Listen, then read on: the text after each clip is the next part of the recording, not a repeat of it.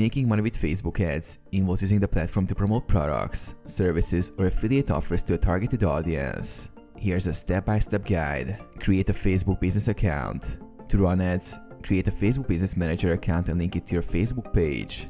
This allows you to manage ads and track performance. Choose what to promote. You can promote a physical product, a digital product, affiliate products, or even local services. Alternatively, promote your own content and earn from ad revenue or affiliate links. Set your ad goals. Define your campaign objective: traffic, conversions, brand awareness, or engagement.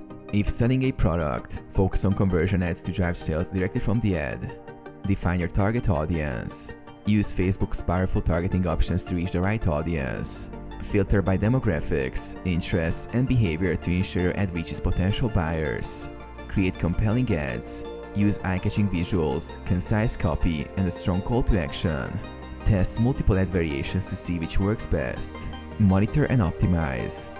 Track the performance of your ads through Facebook Ads Manager and adjust based on metrics like CTR and conversion rates.